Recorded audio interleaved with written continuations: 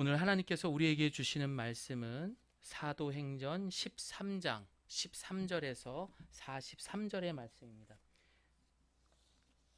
한 절 한 절 같이 교독을 하도록 하겠습니다.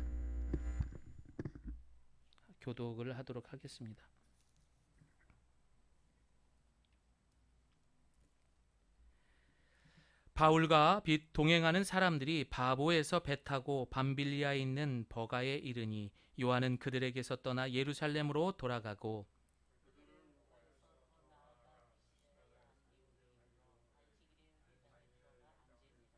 율법과 선지자의 글을 읽은 후에 회당장들이 사람을 보내어 물어 이르되 형제들아 만일 백성을 권할 말이 있거든 말하라 하니 바울이 일어나 손짓하며 말하되 이스라엘 사람들과 및 하나님을 경외하는 사람들아 들으라.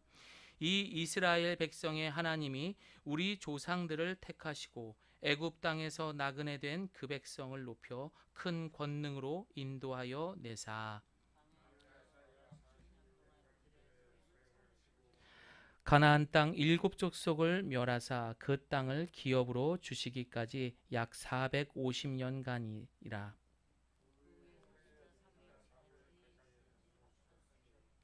그 후에 그들이 왕을 구하거늘 하나님이 베냐민 지파 사람 기스의 아들 사울을 40년간 주셨다가 패하시고 다윗을 왕으로 세우시고 증언하여 이르시되 내가 이새의 아들 다윗을 만나니 내 마음에 맞는 사람이라 내 뜻을 다 이루리라 하시더니 하나님이 약속하신 대로 이 사람의 후손에서 이스라엘을 위하여 구주를 세우셨으니 곧 예수라. 그가 오시기 앞서 요한이 먼저 회개의 세례를 이스라엘 모든 백성에게 전파. 요한이 그 달려갈 길을 마칠 때에 말하되 너희가 나를 누구로 생각하느냐? 나는 그리스도가 아니라 내 뒤에 오시는 이가 있으니 나는 그 발의 신발끈을 풀기도 감당하지 못하리라 하였으니 아브라함의 후손과 너희 중 하나님을 경외하는 사람들아 이 구원의 말씀을 우리에게 보내셨거늘 예루살렘에 사는 자들과 그들 관리들이 예수와 및 안식일마다 외우는 바 선지자들의 말을 알지 못함으로 예수를 정죄하여 선지자들의 말을 응하게 하였도다. 죽일 죄를 하나도 찾지 못하였으나 빌라도에게 죽여달라 하였으니 성경에 그를 가리켜 기록한 말씀을 다 응하게 한 것이라. 후에 나무에서 내려다가 무덤에 두었으나 하나님이 죽은 자 가운데서 그를 살리신지라. 갈릴리로부터 예루살렘에 함께 올라간 사람들에게 여러 날 보이셨으니 그들이 이제 백성 앞에서 그의 증인이라. 우리도 조상들에게 주신 약속을 너희에게 전파하노니 곧 하나님이 예수를 일으키시사 우리 자녀들에게 이 약속을 이루게 하셨다 함이라. 시편 둘째 편에 기록한 바와 같이 너는 내 아들이라 오늘 너를 낳았다 하셨고 또 하나님께서 죽은 자 가운데서 그를 일으키시사 다시 썩음을 당하지 않게 하실 것을 가르쳐 이르시되 내가 다윗의 거룩하고 미쁜 은사를 너희에게 주리라 하셨으며 또 다른 시편에 일렀으되 주의 거룩한 자로 썩음을 당하지 않게 하시리라 하셨느니라. 다윗은 당시에 하나님의 뜻을 따라 섬기다가 잠들어 그 조상들과 함께 묻혀 썩음을 하나님께서 살리신 이는 썩음을 당하지 아니하였나니 그러므로 형제들아 너희가 알 것은 이 사람을 힘입어 죄 사함을 또 모세의 율법으로 너희가 의롭다 하심을 얻지 못하던 모든 일에도 이 사람을 힘입어 믿는 자마다 의롭다 하심을 얻는 이것이라.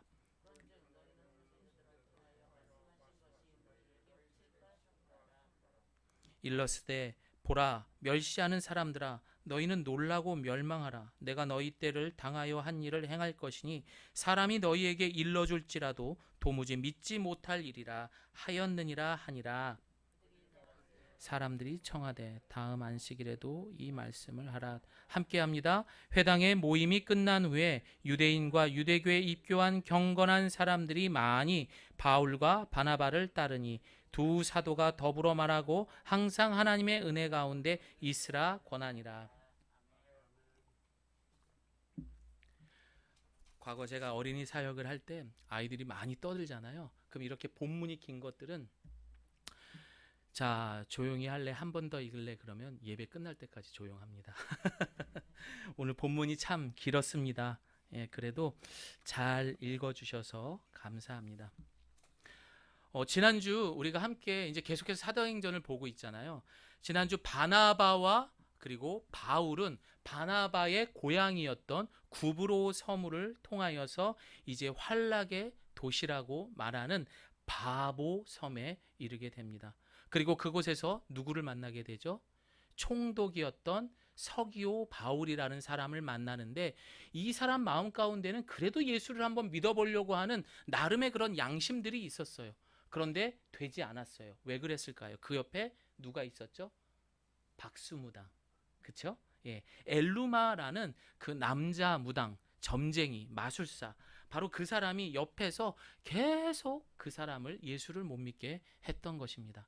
그러나 그때에 성령이 충만했던 누구였죠? 사울이 그에게 선포합니다. 마귀야 떠나가라.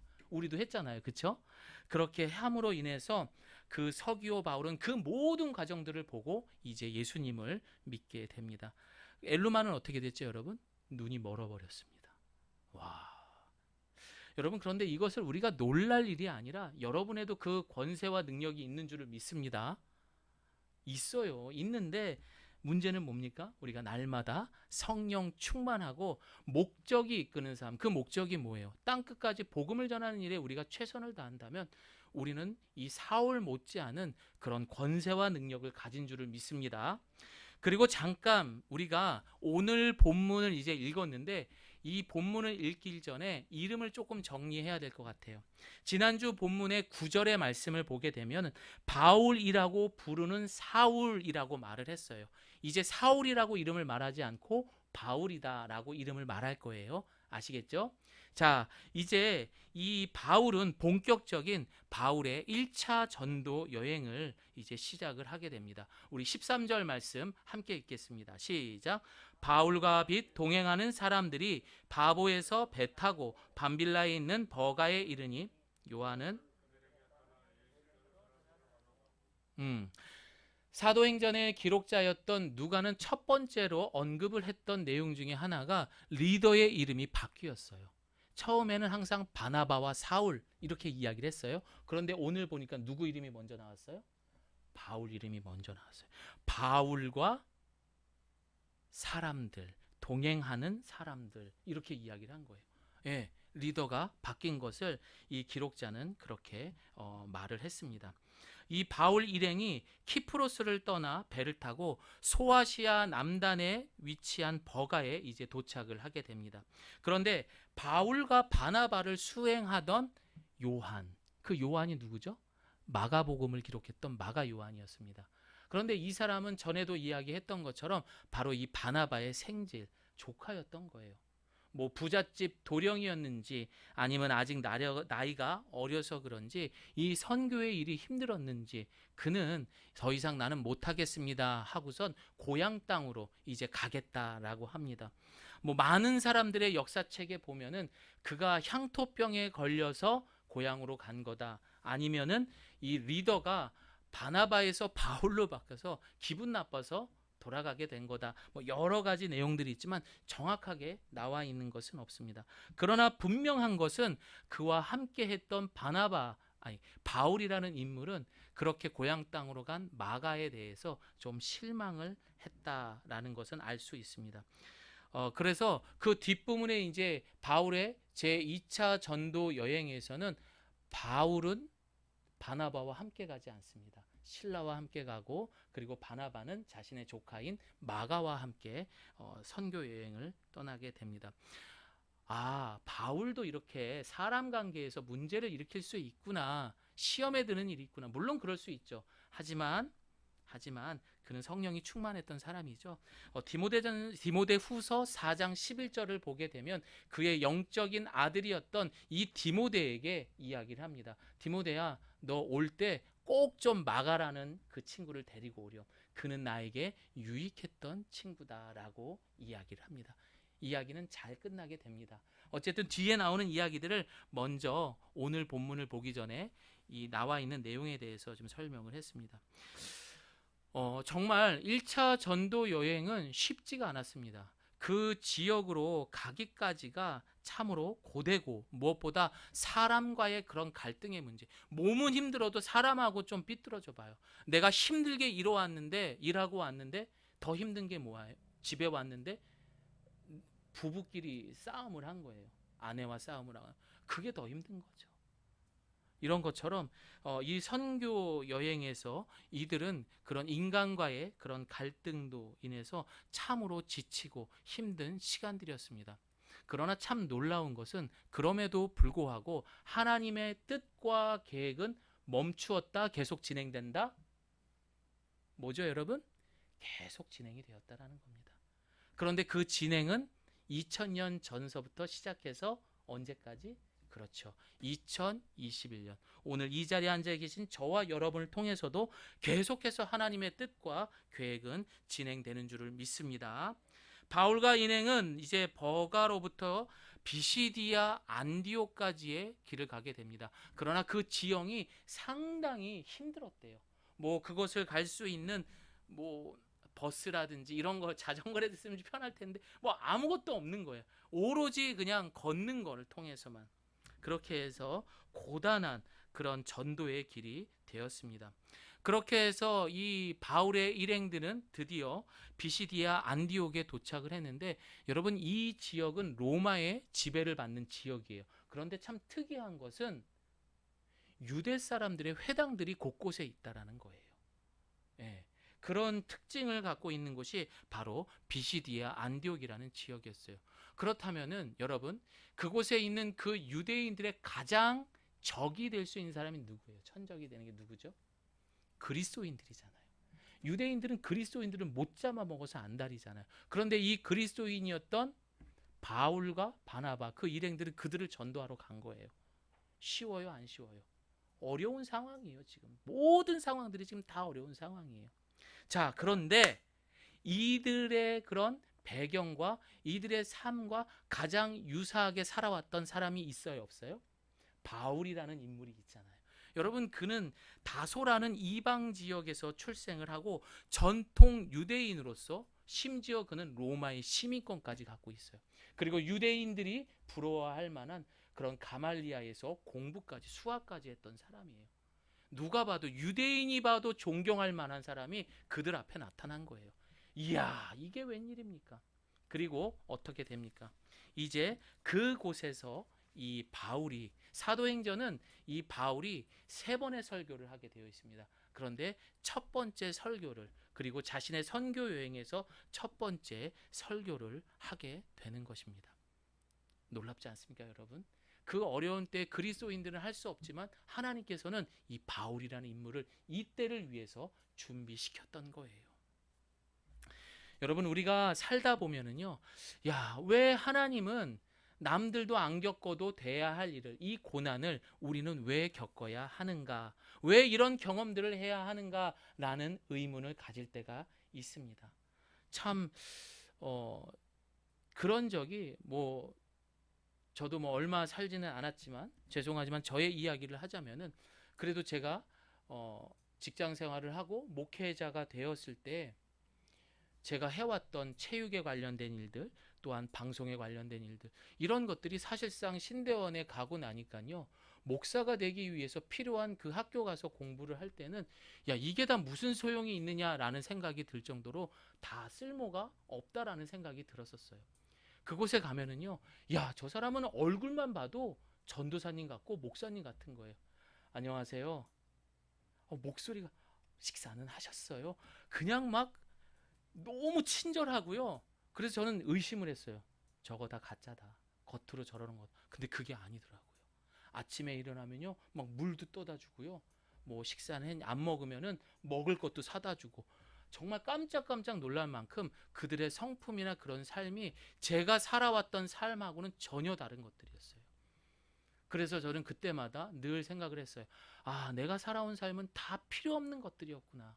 차라리 나도 대학교 때부터 신학을 하고 그때부터 해서 목사가 되었더라면 나도 저들처럼 됐을 텐데. 3년의 신대원 생활이 있다면은요, 그곳에 500명에서 한 600명 가량 정도 그 학생들이 이제 공부를 하게 되어 있어요. 다 전도사님들이죠. 그런데 저는 늘 그곳에서 500등이라고 생각을 했었어요. 성품도 안 되지. 그렇다고 해서 제가 신학에 대해서 공부를 잘하는 것도 아니지.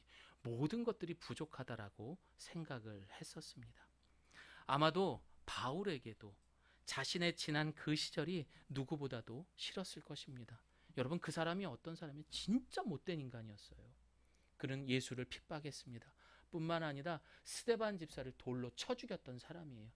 그냥 그리스도라는 말만 들으면 이를 박박 깔면서 어떻게 하면 죽일까 하는 모함을 했던 그런 사람이었습니다.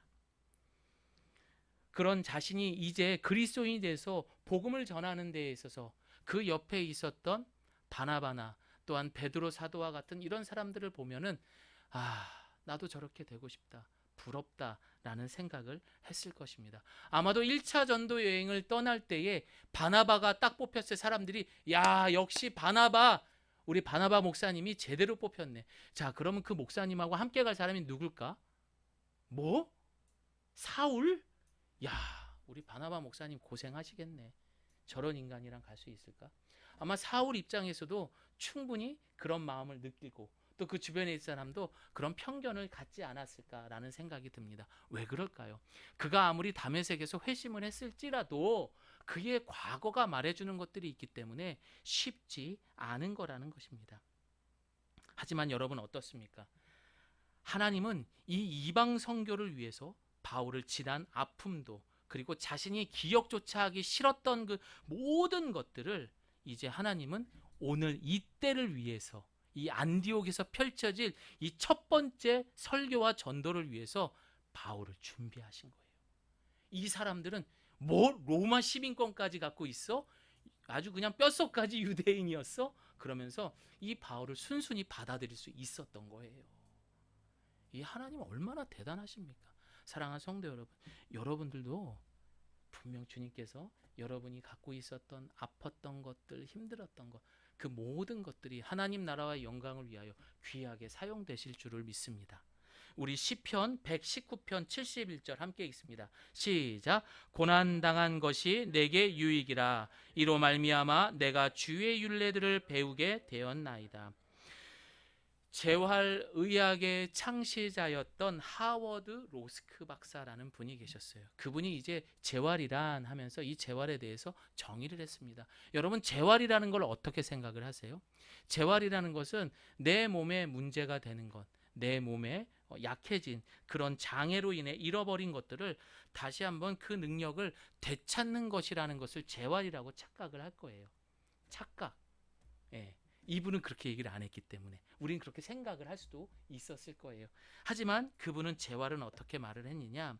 장애로 잃어버린 능력을 되찾는 것이 아니라 내게 남아있는 능력과 기능이 무엇인지를 찾는 것. 이것이 바로 재활이래요. 잃어버리는 것을 찾는 것이 아니라 내게 남아있는 것을 찾는 것을 재활이라고 정의를 하셨던 것입니다. 왜 나만 이런 슬픔을 주셨습니까? 하나님, 왜 나에게 이런 고난과 시련을 주십니까? 남들처럼 편안하게 좀 살면 안 됩니까? 왜 가족들에게 이런 문제가 생기죠? 돈으로 왜 이런 문제가 생기고 인간관계에서는 왜 내가 굳이 이렇게까지 살 필요가 있습니까? 하지만 하나님은 그 속에서 또 다른 하나님의 백성으로 그 고난과 그 아픈 상처들을 통해서 우리를 하나님 백성으로 살아가는데 새로운 것들을 찾아내기 위한 바로 영적인 재활의 시간이라는 것을 우리는 기억해야 되는 거예요. 여러분 힘드십니까? 여러분 지금 고난받는 거 있습니까? 하지만 이 모든 것들이 여러분에게 지금 재활하고 있는 거예요. 그런데 우리는 어떻습니까? 세상의 것으로 인해서 가졌던 것을 잃었다고 해가지고 불평하고 있지 않아요. 맞잖아요. 근데 그게 아니라니까요.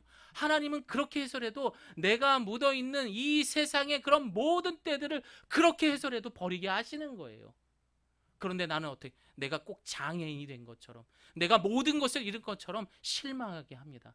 하지만 하나님은 영적인 재활 치료를 통하여서 그동안 네가 가졌던 하나님의 백성으로 누릴 수 있는 권세와 능력, 그 파워, 그 힘을 찾을 수 있게 우리에게 이 시간들을 허락해 주신 줄을 믿습니다. 그러나 재활의 시간은 힘들고 어렵습니다. 인내가 필요합니다. 하지만 하나님 입장에서는 원죄로 타락한 인간이 다시 하나님 백성으로 돌아오기까지의 유일한 방법이고 우리에게 주시는 긍휼한 은혜인 줄을 믿어야 합니다. 세상에는요 정말 많은 교회들이 있습니다. 그러나 그 교회들이 꼭 인정해야 하는 것 중에 하나가 무엇입니까? 여러분, 원죄라는 것을 우리가 선택할 수 있습니까? 선택 못해요. 우리는 무조건 이 땅에 태어나면 다 죄인인 거예요. 그건 선택할 수 없는 거예요. 또 뭐가 있습니까? 내가 태어났을 때 부모 마음대로 선택할 수 있습니까? 그 부모 때문에 내가 금수저가 되고 은수저, 흙수저가 되는 거 선택할 수 있습니까? 못한다라는 거예요.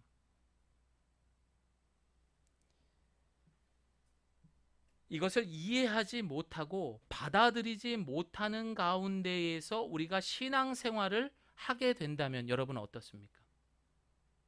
예수님이 필요 없는 거예요. 예수님의 구속사역이 필요 없게 되는 거예요. 무슨 말인지 아시죠?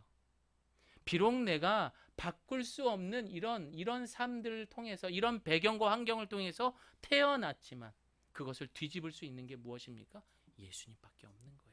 그분의 그 구속 사역을 통하여서 우리의 삶이 완전히 뒤바뀔 수 있다라는 것입니다. 그래서 이 예수님의 구속사를 이해하지 못하고 그렇게 돼서 우리가 그것을 인정하지 못하고 살아가게 된다면 우리는 신앙생활이 아닌 종교생활을 할 수밖에 없는 것입니다. 이제 바울은 안식일에 회당을 찾아가고 그곳에서 설교를 하게 됩니다.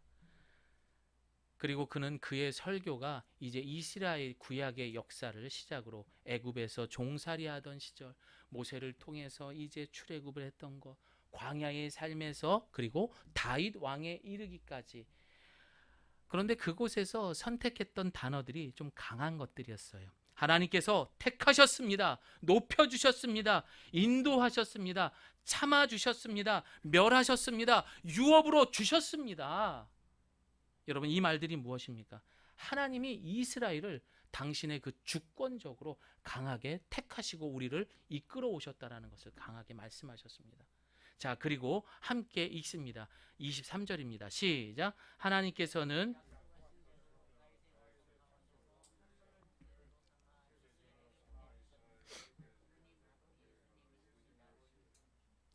바울의 이 같은 설교는 역사의 주체가 누굽니까? 사람이에요, 여러분? 아니요, 하나님이죠. 그렇죠. 하나님이신 것입니다. 그러나 인간을 구원하고자 세상에 오신 그 하나님 되시는 예수 그리스도. 그렇습니다. 이 시대의 그분의 몸으로 예수 그리스도를 증거하는 그 교회가 바로 이 전도, 이 교회가, 우리 예가교회가 하나님 역사의 주체라는 것을 지금 말하고 있는 거예요. 이러한 사실을 분명히 또 말씀해 주신 곳이 마태복음 24장 14절에 적혀 있습니다. 제가 읽어드리겠습니다. 천국 복음이 모든 민족에게 증언되기 위하여 온 세상에 전파되리니 그제야 끝이 오리라. 우리가 복음 빨리 전하면은 결국 예수님 그때가 끝이 되는 거예요. 세상의 많은 교회를 통해 땅끝까지 복음이 전파되면 세상은 끝을 고하게 되는 것입니다. 세상의 교회는 참 많이 있습니다. 그러나 그 많은 교회 중에 머리 대신 예수 그리스도를 세워놓고 그렇게 예수님이 시키신 대로 예수님을 드러내며 있는 교회가 있는 반면에 그렇지 않은 교회도 있다라는 것을 우리는 기억해야 됩니다. 대한민국을 대표하는 목사님 중에 한 분이 계셨어요. 그런데 그분이 65세의 나이로 소천하시게 됩니다. 평생을 질병으로 고생을 하셨어요. 그럼에도 불구하고 그분이 목회하셨던 거는 이 스케일 자체가 달라요. 어마어마하셨어요, 여러분. 그런데 그분이 그렇게 아프면서도 평생을 그렇게 목회에 전념을 다할 수 있었던 것은 그는 언약, 바로 그 언약을 꼭 붙잡고 있었다라는 것입니다. 우리가 어떤 언약을 붙잡고 있느냐에 따라서 이것이 모든 것을 좌우하게 되는 것입니다. 시편 127편 1절 함께 읽습니다. 시작. 여호와께서 집을 짓지 않으시면 건축자들은 헛수고하는 것이다. 여호와께서 성을 지키지 않으시면 파수꾼이 지키고 서 있는 것도 헛일이다. 모든 것들이 하나님의 주권대로, 그리고 지금의 이야기도 그렇게 진행이 되고 있습니다. 그런데 문제는 무엇입니까? 우리가 어떻게 하면 나를 축복하시고 역사하시는가? 또한 고난과 환난 속에서도 소망을 잃지 않을 수 있는가? 우리가 하나님이 주신 바로 이 언약을 붙잡았을 때 우리는 이런 축복과 그리고 이런 역사하심과 이 소망을 잃지 않는 것입니다. 그래서 우리가 믿는다는 것은 하나님을 믿고 그분이 주신 그 언약을 믿는 것. 여러분, 이것을 우리는 믿음이라고 말하는 것입니다. 즉 성경이 수많은 내용, 성경에 보면 너무 많은 내용들이 있잖아요. 근데 그 성경에서 말하는 전부가 사실은 그의 주권으로 기록된 책이지만 모두가 다 언약에 대한 내용이에요. 약속에 대한 내용이라는 거예요. 그 언약의 핵심은 무엇입니까? 우리가 아까 읽었던 23절의 말씀처럼 그분이 바로 누구다? 예수 그리스도. 그 예수 그리스도에 대한 언약에 대한 이야기가 바로 이 성경에 다 나와져 있는 것입니다. 자, 그 내용이 무엇입니까? 38, 39절 함께 읽습니다. 시작. 그러므로 형제 여러분, 여러분에게 알려드리고 싶은 것은 여러분에게는 예수님으로 말미암는 죄 용서의 복음이 전파되었다는 것입니다. 여러분이 모세의 율법으로는 의를 얻을 수 없지만 믿는 사람은 누구나 예수님을 통해서 의롭다함을. 아멘. 여러분이 읽고 있는 성경들은요 모두가 메시지 성경이에요. 그래서 쉽게 읽는 겁니다. 즉 예수 그리스도를 통해서 내가 가지고 있는 원죄, 과거에 갖고 있었던 배경, 이 모든 굴레에서 우리가 빠져나와서 자유할 수 있고 샬롬, 평안할 수 있는 유일한 방법인 것입니다. 다시 말해 내가 계속해서 재활 없이 나의 부족함으로 살아갈 것인가? 아니면 예수 그리스도의 그 언약을 붙들고 새로운 힘과 권세가 되는 그런 새로운 인생으로 거듭날 것인가? 여러분 어떤 것을 선택하시겠습니까? 만약에 우리가 계속해서 바꿀 수 없는 것, 이것을 해서 계속, 그러니까 세상 사람들이 그런 얘기를 하잖아요. 여러분 그리스도인들이 운명이라는 말을 합니까? 팔자라는 말 해요, 안 해요? 우리는 그런 말 안 해요. 그런데 굳이 말을 한다면은 우리의 운명은 뭔 줄 아세요? 인간의 운명은 뭔 줄 아세요? 금수저, 운수저 이런 게 아니에요. 원죄예요, 원죄. 그게 우리의 운명이라는 거예요. 죄인으로 해서 결국 그 원죄 때문에 죽을 수밖에 없는 게 인간의 운명이라는 거예요. 팔자는 무엇입니까? 바꿀 수 없는 배경인 거예요. 그러다 보니 이들이 제대로 된 예수 그리스도의 그 언약을 붙지 않는다면, 예수님을 붙들지 않는다면 이들은 교회에 와서 맨날 기도하는 게 뭐예요? 하나님, 제가 아이고 흙수저로 태어났습니다. 복을 주시옵소서. 하나님, 요즘 들어서 저희 집에 돈이 없습니다. 돈복 좀 주시옵소서. 기복신앙 가는 거예요.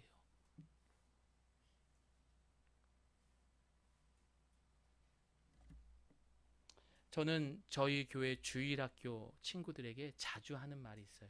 사실은 그 말은 개척하기 전에 저희 딸한테 태어날 때부터 계속했던 말이에요. 그 말은 무엇이냐?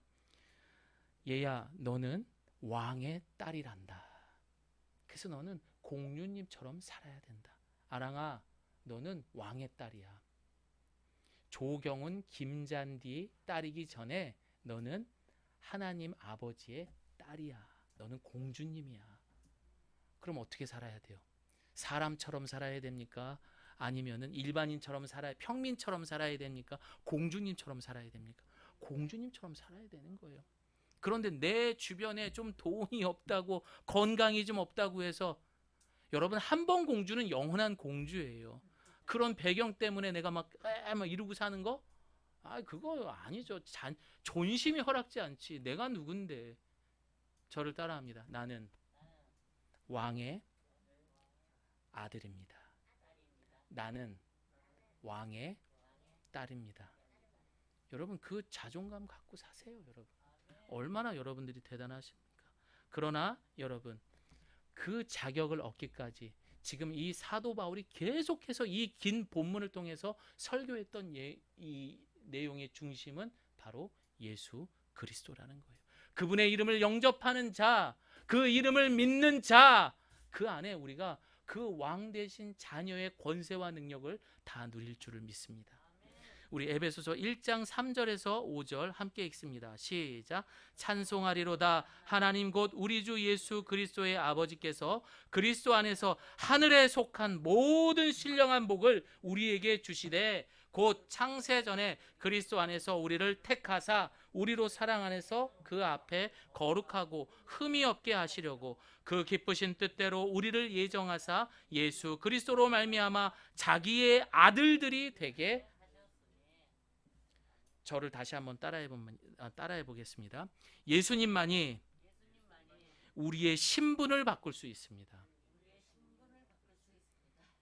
여러분의 운명은 죄인으로 해서 죽을 수밖에 없는 운명이었어요. 또 그런 팔자였습니다. 하지만 우리 예수님께서 운명이니 팔자니 다 날려버리고 여러분들 모두가 왕의 자녀로 삼아주셨습니다. 사도 바울의 설교를 들은 사람들은 어떠한 반응을 보셨습니까? 지금 여러분의 얼굴들이 지금 다 공주 왕자님들의 얼굴로 바뀌어 버렸어요. 여러분 예가교회 성도님들도 표정이 그렇게 바뀌었는데 그 2000년 전에 바울이 직접 지금 예수님을 이야기했을 때 그들은 어땠을까요? 이들은 와서 이야기합니다. 저 다음 주에도 좀 얘기해 주시면 안 돼요? 그리고 43절 뭐라고 합니까? 함께 읽습니다. 시작. 모임이 끝난 뒤에 많은 유대인과 43절 없어요. 제가 읽어드리겠습니다. 성경책 보셔도 되고 제가 읽어드릴게요. 모임이 끝난 뒤에 많은 유대인과 유대교로 개종한 사람들이 바울과 바나바를 따랐습니다. 바울과 바나바는 그들과 이야기를 나누며 항상 하나님의 은혜 가운데 있으라고 권했습니다. 아멘. 여러분 그렇게 우리가 왕의 자녀로 살기 위해서는 그 은혜 속에 우리가 거해야 돼요. 말씀 보세요. 기도하셔요, 여러분. 아셨죠? 그렇게 해야지만 여러분의 신분이 뭔지를 확인하며 살아갈 수 있는 거예요. 그렇지 않으면 우리는 날마다 실망합니다. 우리는 날마다 좌절하고요. 이 세상의 마음이 뺏겨서 그게 진실이냐 그냥 질질질 끌려가면서 살다가 내 허송세월 다 보내버린 거예요. 아이고 이 주름 좀 봐. 벌써 내 나이가 몇이야. 이 하얀 머리 좀 봐. 여러분 모두가 그 은혜 가운데 머물 수 있는 저와 여러분들이 되시기를 바랍니다. 자, 이제 말씀을 마무리할 거예요. 우리 고린도전서 15장 9절에서 11절 한 번 더 읽어봅니다. 시작. 가장 작은 자라 나는 하나님의 교회를 박해하였으므로 사도라 칭함받기를 감당하지 못할 자니라. 그러나 내가 나 된 것은 하나님의 은혜로 된 것이니 내게 주신 그의 은혜가 헛되지 아니하여 내가 모든 사도보다도 더 많이 수고하였으나 내가 한 것이 아니요 오직 나에 함께 하신 하나님의 은혜로다.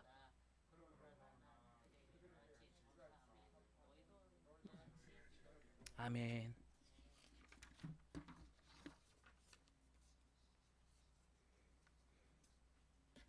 목회를 하는 내내 자존감이 참 많이 낮았었습니다. 지금도 그런 부분들을 생각하면은 좀 가슴이 아프고 답답합니다. 이렇게 많은 빈자리를 볼 때마다 결국 나는 능력이 없나 보다. 나는 이거밖에 안 되나 보다 라고 생각을 할 때가 많았고 아까 이야기했던 것처럼 그 500명의 많은 전도사님 중에 나는 역시 500등밖에 안 되는 능력 없는 별 볼 일 없는 그런 전도사구나. 결국 나는 돈을 벌어야 되는 사람인가. 이런 의심들이 개척을 하고서도 늘 따라다녔습니다. 그런데 우리가 방금 읽었던 이 말씀처럼 사도 바울도 똑같은 심정이었던 거예요. 그런데 그런 바울이 그 사람들 앞에서 그런 자신의 생각을 가지고선 설교할 때 그 모습을 상상을 해봤어요.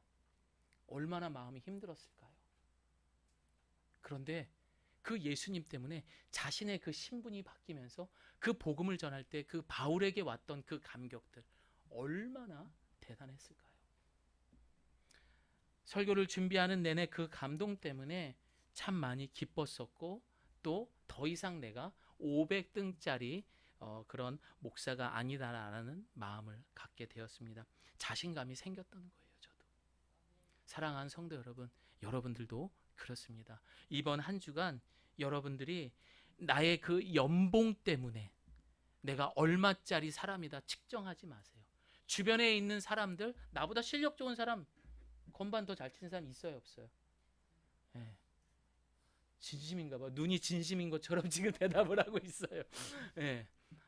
있어요. 있을 거라고요. 그런데 그걸로 해서 자신을 평가하지 말라는 거예요. 저를 따라해 봅니다. 나는 예수님 때문에 값으로 측정할 수 없는 사람입니다. 다 같이 아멘 합니다. 여러분, 그렇습니다. 그 마음을 가지고 이번 한 주간 이 세상 속으로 들어가십시오. 어깨가 축 처진 것이 아니라 당당하게 가슴 빡 피고 나 예수 믿는 사람입니다. 그리고 나서 그들 앞에 예수님의 성품대로 모범이 되세요. 그리고 자신 있게 살아가십시오. 그리고 그 속에서 생명이 무엇인지, 빛이 무엇인지, 소금이 무엇인지를 교회된 여러분들이 보여주시길 바랍니다. 세상의 교회는 많습니다. 그러나 진짜 교회는 오늘 이 말씀을 함께 나누었던 저와 여러분인 줄을 믿습니다. 우리 함께 기도하겠습니다.